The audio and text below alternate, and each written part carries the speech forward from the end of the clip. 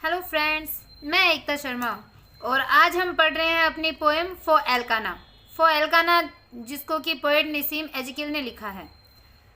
ये जो पोएम है वो कई स्टेट बोर्ड के अंदर सिलेबस के अंदर चलती है और सीबीएसई बोर्ड में भी, अभी जो आरबीएसई बोर्ड है उसमें भी जो वुवन वर्ड जो बुक है उसके अंदर ये जो पोएम है फॉर एल्काना, वो ये पोएम है वो अपने सिलेबस में है। नसीम एजकिल इसके पोएट हैं। नसीम एजकिल जिनका जन्म हम बात करें तो 1924 में हुआ था और इनकी जो डेथ है वो 2004 में हुई थी। तो ये एक ऐसे पोइट है जो कॉमन लाइफ होती है, एक ह्यूमन बीइंग के जो कॉमन लाइफ है, जो उसका कॉमन जीवन है, सामान्य जीवन है, उसके ऊपर ये अपनी जो पोएम है वो लिखते हैं। तो ऐसे ये जो पोएम है, ये पोएम कैसे अपनी जो हस्बैंड वाइफ का जो कन्वर्सेशन है उन कन्वर्सेशन के ऊपर इस पोएम को लिखा गया है। तो इसमें बताया गया है कि कैसे एक जो वाइफ है वो अपने हस्बैंड को बहुत सी छोटी छोटी चीज़ें हैं वो बोलती है और कैसे उसका हस्बैंड रिप्लाई देता है। कैसे वो बैठे हैं जब सर्दी जब जाती है और उसके बाद में जब थोड़ा सा गर्मी का जो महीना आता है, अप्रैल मंथ की बात यहाँ पे हो रही है। तो अप्रैल मंथ के अंदर जब हमें गर्मी है वो अच्छी लगने लगती है क्योंकि ठंड उस टाइम जाती है और हल्की जो धूप है वो हमें अच्छी लगती है शाम के टाइम में। तो उसका आनंद लेते हुए वो कैसे हस्बैंड वाइफ है वो आपस में बात करते हैं। तो इसके ऊपर ये जो पोएम है पूरी बेस्ट है, मतलब कॉमन लाइफ को इसमें दर्शाया गया है। स्टार्ट करते हैं अपनी poem. The warm April evening tempts us to the bridge sauntering across the lawn.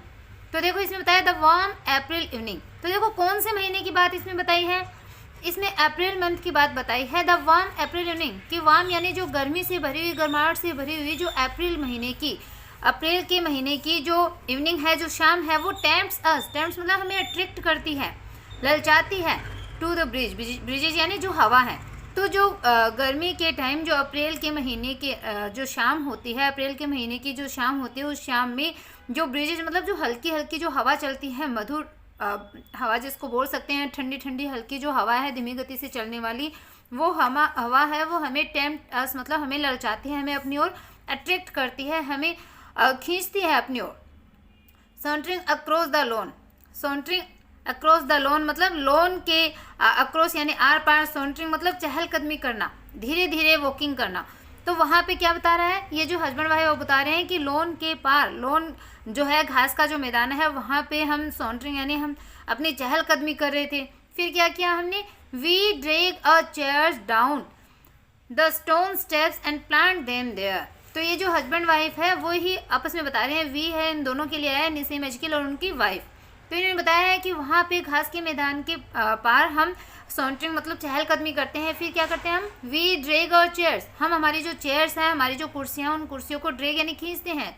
फिर उनको कहाँ रखते हैं, जो स्टोन स्टेप्स हैं मतलब जो पत्थर की बनी हुई जो स्टेप्स हैं, सीढ़ियाँ हैं, उनके नीचे हम डाउन यानी नीचे की ओर हम उन चेयर को घसीटते हुए लेके जाते हैं। एंड प्लांट देम देयर, और उनको वहाँ पे प्लांट कर देते हैं मतलब उन चेयर को वहाँ पे लगा देते हैं। लोन को पार करते हुए, लोन के मैदान पे, घास के मैदान पे हम चहलकदमी करते हुए हम जो हमारी कुर्सियाँ हैं उन कुर्सियों को क्या करते हैं, जो स्टोन की जो स्टेप है मतलब पत्थरों की जो सीढ़ियाँ हैं उनके नीचे हम घिसते हुए ले जाते हैं और उनको वहाँ पे प्लांट कर देते हैं, उन कुर्सियों को वहाँ पे जमा देते हैं, एकदम वहाँ पे रख देते हैं, मतलब खुद भी उन चेयर के ऊपर वहाँ पे बैठ जाते हैं। देखो दिखाया भी जा रहा है कि कैसे ये चाय पी रहे हैं यहाँ पे और बैठे हुए हैं लॉन के अंदर।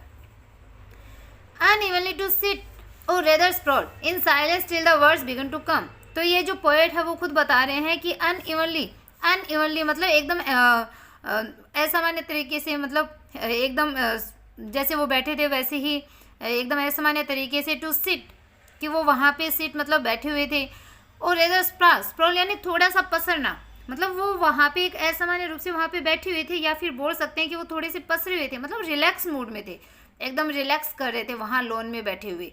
तो एकदम वो पसरे हुए से या फिर एकदम रिलैक्सिंग मूड में थे, ये हम मान सकते हैं। In silence till the words begin to come, in silence मतलब वो एकदम साइलेंस थे, एकदम चुप्पी थे, वहाँ पे चुपचाप बैठे हुए थे। Till the words begin to come, जब तक जो वर्ड्स थे, बिगन यानी शुरू हो गए, टू कम यानी आना, मतलब जब तक शब्द आना शुरू नहीं हो गए थे तब तक वहाँ पे क्या थी, चुप्पी थी। और ये जो पोएट है वो वहाँ पे बैठा हुआ था। फिर ये बता रहा है my wife as in her way, survey the scene, comments on a broken window pane. तो जैसे वाइफ का काम होता है कि वो इधर उधर इंस्पेक्शन करती रहती है और उसको कोई भी चीज़ जैसे कुछ अजीब लगे तो वो उस पर कमेंट करती है और अपने हस्बैंड को ही बोलती है।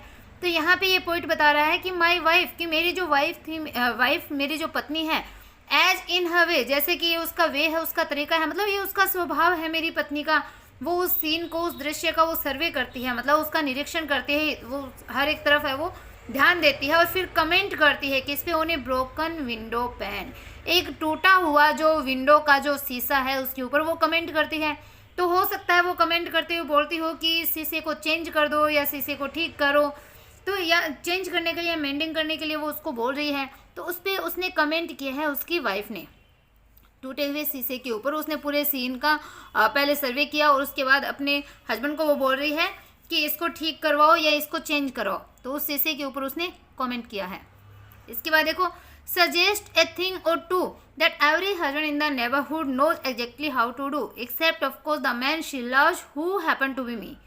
तो यहाँ पे ये पॉइंट बता रहा है कि सजेस्ट मतलब सजेस्ट करती है, वो सुझाव देती है, ए थिंग और टू मतलब एक दो चीज़ का वो सुझाव देती है, उसकी जो वाइफ है वो उस विंडो पैन के ऊपर कुछ सुझाव देती है एक दो बातों का, that every husband in the neighbourhood knows, जो कि नेबरहुड का मतलब पड़ोस का जो प्रत्येक हस्बैंड है, प्रत्येक व्यक्ति है जिसको जानता है एग्जैक्टली हाउ टू डू, कि कैसे इस काम को किया जाना चाहिए, मतलब जो टूटा हुआ शीशा है जिसके बारे में नेबरहुड का, पड़ोस का प्रत्येक हस्बैंड जानता है कि किस प्रकार से इसको ठीक करना है, कैसे इसको काम में लेना है, और फिर वो भी एक दो बातों का सुझाव देती है। तो कैसे सारे हस्बैंड जानते हैं पड़ोस के, एक्सेप्ट सिवाय किसके, of course the man she loves, उस आदमी के सिवाय जिसको वो प्रेम करती है, हु हैपन टू बी मी, जो कि हैपन मतलब बाय चांस, संयोग से, जो कि मैं खुद हूँ, मतलब जो पॉइंट खुद है, उस व्यक्ति को, उस आदमी के अलावा बाकी सब जानते हैं जिससे वो प्रेम करती है, और प्रेम किससे करती है, अपने हस्बैंड से करती है।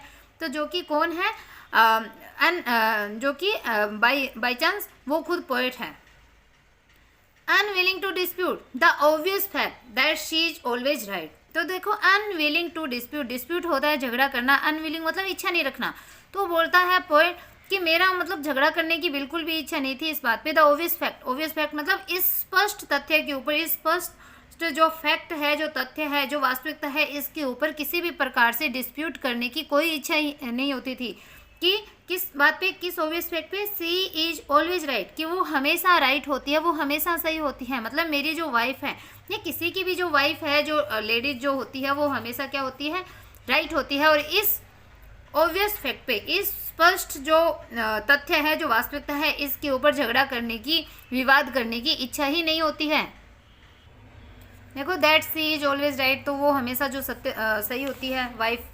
I turn towards the more attractive view that opens up behind my eyes and shut her out। तो देखो, I turn मतलब मैंने टर्न कर लिया, मैं मतलब घूम गया कहाँ, towards the more attractive views, मतलब जो और अधिक जो अट्रैक्टिव जो व्यू है, मतलब उसने जो बात करी उनके ऊपर मेरा विवाद करने की बिल्कुल इच्छा नहीं होती थी। तो अब उसने क्या किया, पॉइंट ने जो और अधिक जो अट्रैक्टिव व्यू थे, जो आकर्षक दृश्य थे, उनकी ओर वो घूम गया, जो कि कहाँ थे, that opens up behind my eyes, जो कि मेरी आंखों के पीछे खुलते थे। आंखों के पीछे खुलने का मतलब है मेरे हार्ट में, मेरे अंदर, मेरे विचारों में, मेरे जो थॉट्स हैं, मेरा जो माइंड है, मेरे माइंड में जो और अट्रैक्टिव जो व्यू है उनकी तरफ मैं मुड़ गया हूँ, पोइट बोलता है, जो कि मेरी आंखों के पीछे है, मतलब मेरे विचारों में है, मेरे हृदय में है, मेरे मन में है, जो कि उसको दिखाई देते हैं जब वो आंखें बंद कर लेता है। एंड शट्स हर आउट, और वो क्या कर लेती है, फिर वो भी क्या है, बाहरी जो दृश्य, मतलब वो जो खुद उसकी तरफ ध्यान नहीं देता है, पर तो शट्स हर आउट, तो वो जो वाइफ है वो भी क्या कर लेती है, जब वो अपने आंखों को वो भी बंद कर लेती है, जब बाहरी दृश्य उसे भी दिखाई नहीं देता है, तो अंदर के जो दृश्य है उसको देखने के लिए और अट्रैक्टिव व्यू को देखने के लिए वो भी अपनी आंखें हैं वो बंद कर लेती है। फिर देखो क्या होता है, सारी चीज़ कॉमन लाइफ की है, हमारे जो नॉर्मल हमारा जो जीवन है, हम डेली लाइफ में इन सब चीज़ों को हम देखते हैं, तो वही सारी बातें हैं इस पोइम के अंदर बताई गई है। Her voice cross up and down the lawn, a son who is 7 hears it and it reminds him of something। तो देखो, हर voice cross up, her voice यानी जो उस पोइट की जो पत्नी है, जो वाइफ है, उस वाइफ की आवाज़ है वो क्रॉस अप मतलब रेंगती है, कहाँ पे, and down, up and down मतलब इधर उधर हर एक जगह, द लॉन यानी जो घास का मैदान है।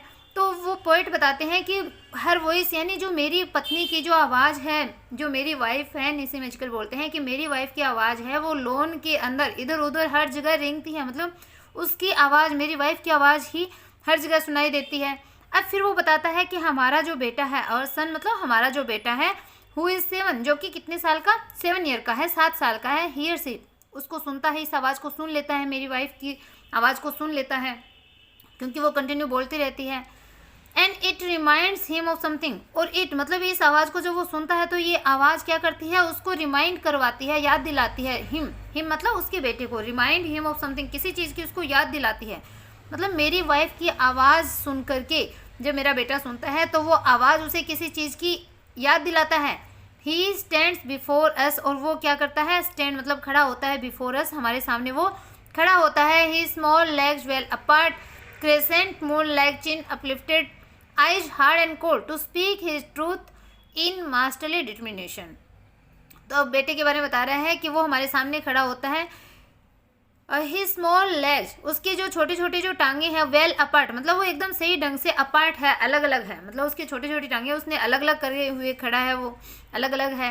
क्रिसेंट मून लाइक चिन, क्रिसेंट मून लाइक, तो देखो क्रिसेंट क्या होता है, जो चाप होता है, चाप या जो डी हम बोलते हैं, वो वक्राकार जो होता है उसकी आकृति जैसा, ये जो मून मतलब एक वक्राकार, एक चाप की आकृति के समान, चांद की तरह उसकी जो चिन्ह है, उसकी जो ठोडी है वो क्या है, अपलिफ्टेड यानी ऊपर उठी हुई है। ठोडी की आकृति कैसी होती है, इस प्रकार से चाप के समान होती है, वक्राकार, या फिर जो हम डी बोलते हैं मैथ के अंदर काम में लेते हैं, तो उसके समान, और चंद्रमा की तरह, मतलब जो हाफ मून होता है, तो उसके लिए बता रहा है कि वक्राकार चंद्रमा के समान उसकी जो चिन्ह है, उसकी जो ठोडी है वो क्या है, अपलिफ्टेड है, ऊपर उठी हुई है। आइज हार्ड, उसकी आंखें हैं वो क्या है, एकदम सख्त है, एंड कोल्ड यानी एकदम रूखी है, उसमें भावना शून्य है, कोई इमोशंस वगैरह नहीं दिखा रहे।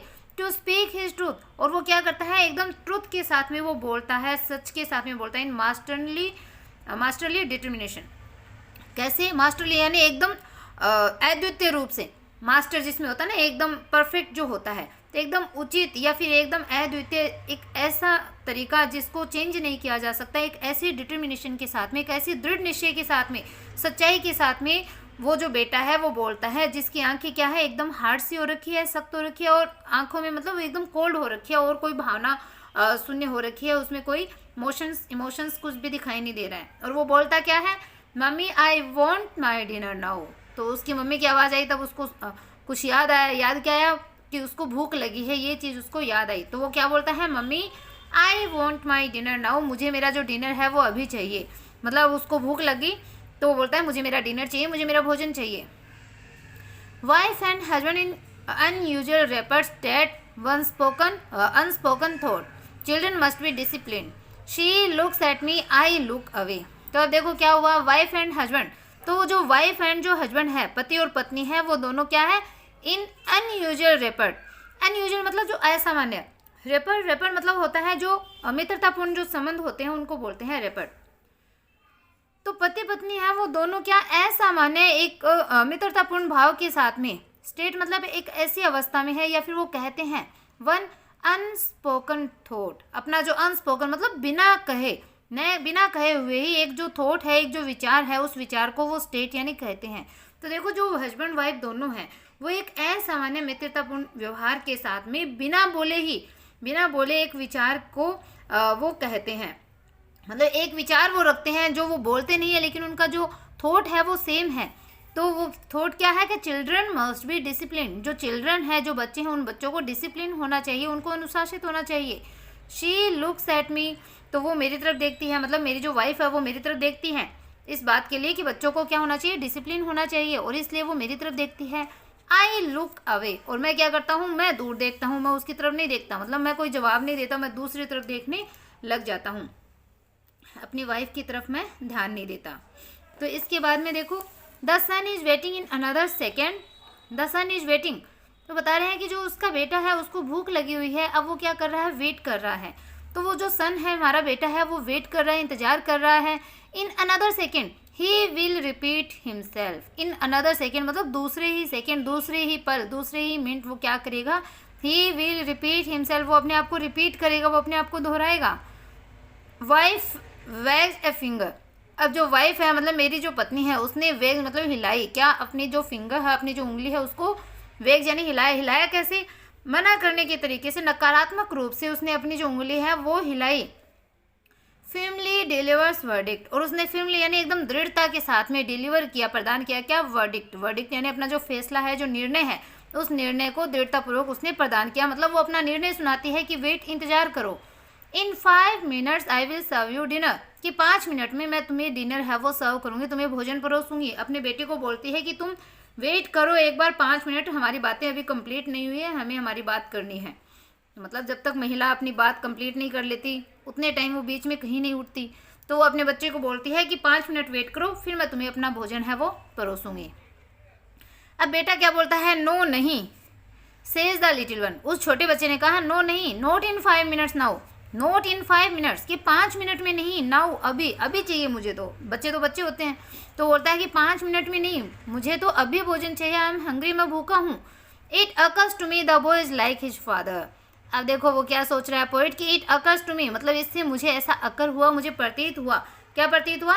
The boy is like his father, कि ये जो लड़का है वो सेम अपने फादर के जैसा है, अपने पिता के जैसा ही है। तो दोनों बाप बेटे एक जैसे ही हैं, दोनों को भूख लगी, भूख लगती, उनको भोजन चाहिए, अभी चाहिए मुझे। तो अब वो पोइट क्या बोलते हैं कि I love him as I love myself. I love him, कि मैं उससे लव करता हूँ, उससे मैं प्रेम करता हूँ। एज, जैसे कि आई लव माई सेल्फ, मैं अपने आप से करता हूँ, मतलब मैं जैसे अपने से करता हूँ वैसे ही मैं इसे भी प्रेम करता हूँ, अपने बच्चे को भी करता हूँ। तो वो मम्मी क्या बोलती है? Wait darling wait, mummy says wait for 5 minutes but I am hungry now. देखो वेट डार्लिंग वेट, कि इंतजार करो प्रिय बच्चे, इंतजार करो, मम्मी सेज, मम्मी ने कहा, माँ कहती है उसकी जो वाइफ है पोइट की, वो बोलती है अपने बच्चे को कि इंतजार करो प्रिय प्यारे बच्चे, वेट करो, wait for 5 minutes, 5 minute wait करो, प्रतीक्षा करो। बट, लेकिन बच्चा क्या कहता है? बट, लेकिन आई एम हंग्री नाउ, मुझे तो अभी भूख लगी है, मैं अभी भूखा हूँ। Declaims the little bastard in 5 minutes I won't be hungry any more. अब डिक्लेम्स द लिटिल बास्टर्ड मतलब उस छोटे बच्चे ने डिक्लेयर किया, उस छोटे बच्चे ने मतलब ऐसे बोला, छोटा बच्चा है वो क्लियर कर देता है, बोलता है कि इन 5 मिनट्स मतलब 5 मिनट के अंदर आई वॉन्ट बी हंग्री एनी मोर, मतलब मुझे भूख नहीं रहेगी, 5 मिनट के बाद तो मुझे भूख ही नहीं रहेगी, मुझे तो अभी भूख लगी है, मुझे अभी खाना चाहिए, तो 5 मिनट के बाद तो मैं भूखा रहूँगा ही नहीं। तो ऐसा वो अपनी मम्मी को बोलता है। उसके बाद में देखो the argument appeals to me, तो ये जो आर्ग्यूमेंट था, ये जो बच्चे ने जो आर्ग्यूमेंट किया उसके साथ जो तर्क किया, तो उस तर्क ने क्या किया? मुझे अपील किया, मुझे अपनी ओर आकर्षित कर लेता है, अट्रैक्ट कर लेता है। बच्चे का ये जो तर्क है वो पोइट को अपनी तरफ अट्रैक्ट करता है।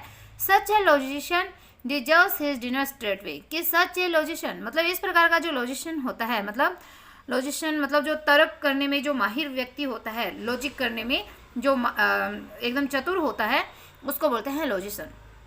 कि सच है लॉजिशियन मतलब इस प्रकार का जो लॉजिशियन होता है, जो तर्क करने में जो एकदम तर्क करने में जो माहिर या तर्क करने में जो एक्सपर्ट चतुर जो व्यक्ति होता है, वो डिजर्व करता है हिज डिनर, अपने डिनर को, अपना भोजन, स्ट्रेट वे यानी एकदम तुरंत ही, सीधे ही अपना भोजन है वो इमीडिएटली वो अपने डिनर को डिजर्व करता है मतलब पात्र होता है अपने भोजन को लेने का, प्राप्त करने का, क्योंकि वो तर्क करने में माहिर था। अब देखो वो बोलता है पोएट कि my wife delightful laughter holds the 3 of us together, we rise and go into the house. तो देखो माई वाइफ्स, मेरी पत्नी की जो डिलाइटफुल जो लाफ्टर है, लाफ्टर यानी हंसी, डिलाइटफुल यानी एकदम खुशी से परिपूर्ण, हैप्पीनेस से भरी हुई, आनंददायक। तो मेरी वाइफ की, क्योंकि उसकी वाइफ को हंसी आ जाती है अब अपने बच्चे की बात पे, तो वो बोलता है कि मेरी वाइफ की जो खुशी से परिपूर्ण जो हंसी थी, उस हंसी ने क्या किया? होल्ड्स द 3 us टुगेदर, हम तीनों को एकदम साथ साथ कर दिया, हम तीनों एक साथ मतलब अपनी पकड़ में ले लेती है। मेरी जो वाइफ की जो हंसी है वो हम तीनों को, 3 of us यानी हम तीनों को टुगेदर यानी साथ साथ, होल्ड्स यानी पकड़ लेती है, तो हम सब मतलब खुश हो जाते हैं। वी राइज, फिर क्या? हम राइज यानी उठते हैं, खड़े हो जाते हैं, गो इनटू द हाउस, और अब हाउस के अंदर चले जाते हैं, घर के अंदर चले जाते हैं। तो यहाँ पे ये फोटो है वो भी नेसिम एजिकल का दे रखा है, और घर के अंदर चले जाते हैं मतलब वो पहले लोन में बैठे होते हैं, फिर बच्चे को खाना देने के लिए वो घर के अंदर जाती है। तो आई होप आपको ये पॉइंट समझ में आई है, पढ़ाया हुआ अच्छा लगा है। वीडियो को लाइक सब्सक्राइब करना बिल्कुल भी ना भूलें, अपने फ्रेंड के पास आप ज़्यादा से ज़्यादा शेयर कीजिए। Okay bye, have a nice day.